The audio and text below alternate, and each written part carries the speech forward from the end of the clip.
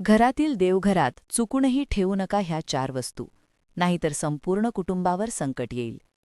मित्रांनो, हिंदू संस्कृतीमध्ये घरातील देवघर हे केवळ एक पूजेचे स्थान नसून ते संपूर्ण घराच्या ऊर्जेचे, शांतीचे आणि संस्कारांचे केंद्र मानले जाते.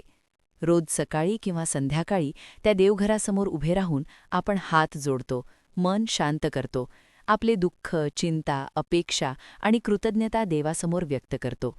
त्यामुळे देवघरामधील प्रत्येक वस्तूचा थेट परिणाम घरातील वातावरणावर, माणसांच्या मनावर आणि नातेसंबंधांवर होत असतो, असे आपल्या परंपरेत मानले जाते. अनेक वेळा श्रद्धेने, अज्ञानामुळे किंवा परंपरा म्हणून आपण काही गोष्टी देवघरात ठेवतो, पण त्या वस्तू खरोखरच योग्य आहेत की नाहीत याचा विचार केला जात नाही. हाच विचार न केल्यामुळे कधीकधी घरात विनाकारण वाद, तणाव, अस्वस्थता, आर्थिक अडचणी किंवा मानसिक अशांती निर्माण होते, असे अनेक जण अनुभवातून सांगतात. आपल्या घरात देवघर असावे हे खूप शुभ मानले जाते. त्या देवघरात आपण आपल्या कुलदैवतेची, आवडत्या देवदेवतांची पूजा करतो. त्याचबरोबर काही धार्मिक वाटणाऱ्या वस्तू देखील तिथे ठेवतो. मात्र धार्मिक वाटते म्हणून प्रत्येक वस्तू देवघरात ठेवणे योग्य असेलच असे नाही. शास्त्रांमध्ये काही वस्तू देवघरात ठेवाव्यात तर काही वस्तू टाळाव्यात असे स्पष्टपणे सांगितले आहे. देवघर ही जागा सात्विक, स्वच्छ आणि सकारात्मक ऊर्जेने भरलेली असावी, अशी अपेक्षा असते. जिथे देवतांचे प्रतीक असते तिथे मृत्यू, अराजकता, भीती किंवा उग्रतेशी संबंधित गोष्टी ठेवणे टाळले जाते, कारण त्यांचा प्रभाव मनावर आणि वातावरणावर पडतो. देवघरात कोणत्या गोष्टी असणे शुभ मानले जाते याचा विचार केला तर सर्वप्रथम दिव्याचे स्थान महत्त्वाचे आहे. देवघरात दिवा असणे हे प्रकाश, ज्ञान आणि सकारात्मकतेचे प्रतीक मानले जाते. पारंपरिक मातीचा दिवा अत्यंत शुभ मानला जातो. माती ही पंचमहाभूतांपैकी एक असून ती स्थैर्य आणि शांती दर्शविते. जर काही कारणामुळे मातीचा दिवा ठेवणे शक्य नसेल तर तांबे, पितळ किंवा चांदीचा धातूचा दिवा देखील चालतो. दिवा रोज लावला गेला तर घरातील वातावरणात एक प्रकारची शुद्धता आणि प्रसन्नता जाणवते. काही जण गायीच्या शेणांवर तूप आणि थोडासा गूळ घालून धूप तयार करतात. हा धूप लावल्यामुळे वातावरण शुद्ध होते असे मानले जाते आणि घरात समृद्धी टिकून राहते अशी श्रद्धा आहे. देवघरात स्वस्तिक असणे देखील फार महत्त्वाचे मानले जाते. स्वस्तिक हे केवळ एक चिन्ह नसून ते शुभतेचे, मंगलतेचे आणि स्थैर्याचे प्रतीक आहे. हळद कुंकूने किंवा चंदनाने काढलेले स्वस्तिक देवघरात असल्यास घरात सुख, शांती आणि समाधान नांदते असे मानले जाते. त्याचप्रमाणे कलश हे पूर्णतेचे आणि ऐश्वर्याचे प्रतीक आहे.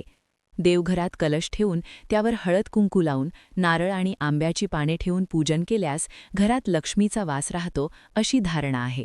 कलश म्हणजे सृष्टीतील सर्व सकारात्मक शक्ती एकत्र आणणारे प्रतीक मानले जाते. शंखाचे स्थान देखील देवघरात फार महत्त्वाचे मानले जाते. शंखाची उत्पत्ती समुद्रमंथनाच्या वेळी झाल्याची कथा सांगितली जाते आणि त्यामुळे तो लक्ष्मीला प्रिय मानला जातो. शंख फुंकल्यामुळे निर्माण होणारा नाद घरातील नकारात्मक ऊर्जा दूर करतो आणि सकारात्मक ऊर्जा वाढवतो अशी मान्यता आहे. त्याचप्रमाणे घंटीचा आवाज देखील वातावरण शुद्ध करतो.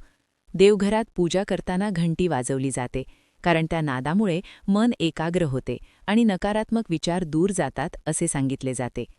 ज्या गोष्टी देवघरात ठेवणे शुभ मानले जाते त्याचबरोबर काही गोष्टी अशा आहेत ज्या देवघरात ठेवणे टाळावे असे शास्त्रांमध्ये सांगितले आहे. उदाहरणार्थ, गणपतीची मूर्ती किंवा फोटो ठेवताना त्यांची संख्या आणि स्वरूप याकडे लक्ष देणे आवश्यक मानले जाते. काही परंपरांनुसार देवघरात गणपतीच्या मूर्ती विषम संख्येत ठेवू नयेत तर समसंख्येत ठेवाव्यात असे सांगितले जाते. तसेच गणपतीची मूर्ती किंवा फोटो घराच्या मुख्य दरवाजाच्या आतल्या बाजूस ठेवणे अधिक योग्य मानले जाते. देवघरात ठेवला जाणारा तांदूळ हा नेहमी अखंड असावा. तुटलेले किंवा तुकडे झालेले तांदूळ देवघरात ठेवणे अशुभ मानले जाते. तसेच एकाच तांदळाचा साठा खूप दिवस ठेवू नये. काही काळाने तो बदलावा आणि वापरण्यापूर्वी त्यावर थोडी हळद घालावी अशी प्रथा आहे. तांदूळ हा समृद्धीचे प्रतीक असल्यामुळे त्याची शुद्धता महत्त्वाची मानली जाते. सर्वात महत्त्वाची गोष्ट म्हणजे देवघरात कधीही मृत व्यक्तींचे फोटो किंवा मूर्ती ठेवू नयेत असे सांगितले जाते. पूर्वजांचे स्मरण करणे, त्यांचा आदर करणे अत्यंत महत्त्वाचे आहे, पण त्यांचे फोटो देवघरात ठेवण्याऐवजी घरातील वेगळ्या जागी ठेवावेत अशी परंपरा आहे. देवघर ही जागा जीवन, ऊर्जा आणि चैतन्याचे प्रतीक असते. तर मृत व्यक्तींचे फोटो त्या ऊर्जेशी विसंगत मानले जातात. त्याचप्रमाणे एखाद्या साधुसंतांवर तुमची अपार श्रद्धा असली तरी त्यांचे फोटो किंवा मूर्ती देवघरात ठेवण्याऐवजी घरातील इतर सन्माननीय जागी ठेवणे योग्य मानले जाते. काही उग्र स्वरूपाच्या देवतांच्या मूर्ती जसे की काळभैरव, कालीमाता किंवा शनिदेव यांच्या मूर्ती देखील मुख्य देवघरात ठेवू नयेत अशी परंपरा आहे. या देवतांची पूजा वेगळ्या पद्धतीने वेगळ्या जागी केली जाते असे सांगितले जाते. त्याचप्रमाणे लक्ष्मीदेवीची उभी मूर्ती देवघरात ठेवणे टाळावे असेही काही शास्त्रांमध्ये नमूद केले आहे, कारण उभी लक्ष्मी घरात स्थैर्य टिकवून ठेवत नाही अशी धारणा आहे.